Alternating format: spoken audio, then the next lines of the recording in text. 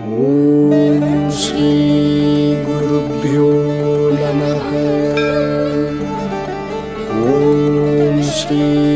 गुरुभ्यो नमः। ॐ श्री गुरुभ्यो नमः।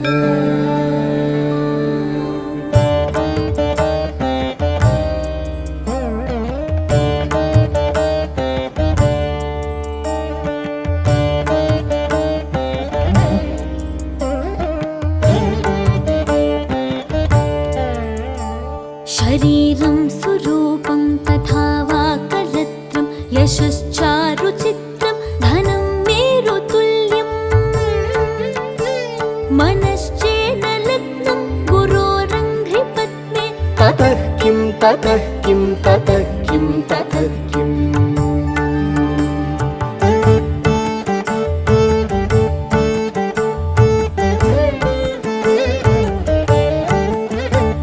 कलत्रं धनं पुत्रपौत्रादि सर्वं गृहं बान्धव सर्वमेतद्धि जातम्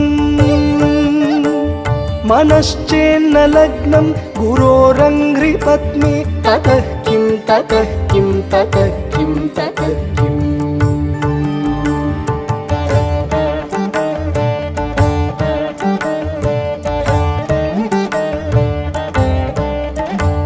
षडङ्गादिवेदो मुखे शास्त्रविद्या कवित्वादिगद्यं सुपद्यं करोति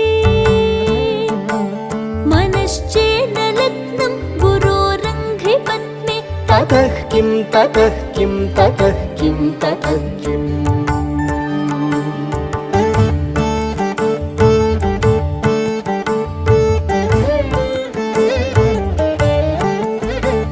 विदेशेषु मान्यः स्वदेशेषु धन्यः सदाचारवृत्तेषु मत्तो न चान्यः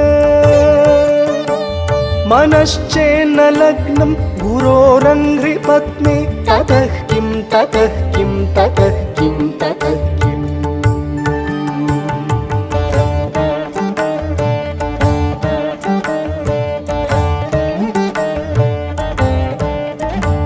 क्षमामण्डले भूपभूपालवृन्दै सदा सेवितं यस्य पादारविन्दम् मनश्चेन लग्नं गुरोरङ्घ्रिपद्मे ततः किं ततः किं ततः किं ततः किम्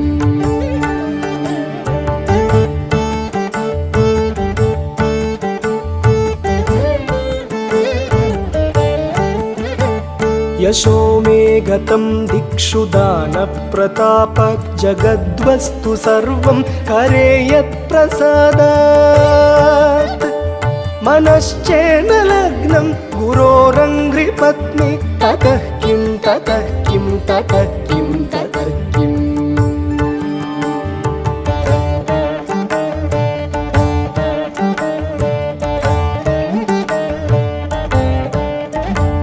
न भोगे न योगे न वा वाजिराजौ न कान्तामुखे नैव वित्तेषु चित्तम् मनश्चेन लग्नं गुरोरङ्घ्रिपद्मे ततः किं ततः किं ततः किं ततः किम्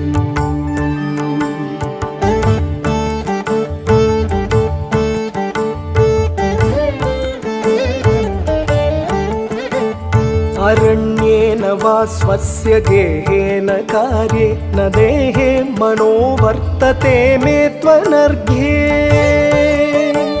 मनश्चेन लग्नं गुरोरङ्घ्रिपद्मे ततः किं ततः किं ततः किं ततः किम्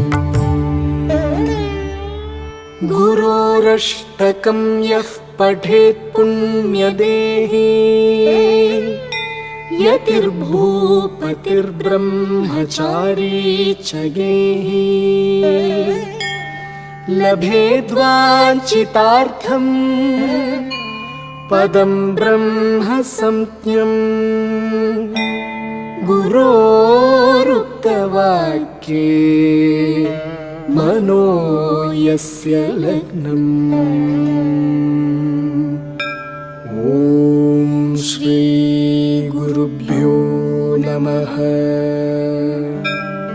ॐ श्री गुरुभ्यो नमः ॐ श्री गुरुभ्यो नमः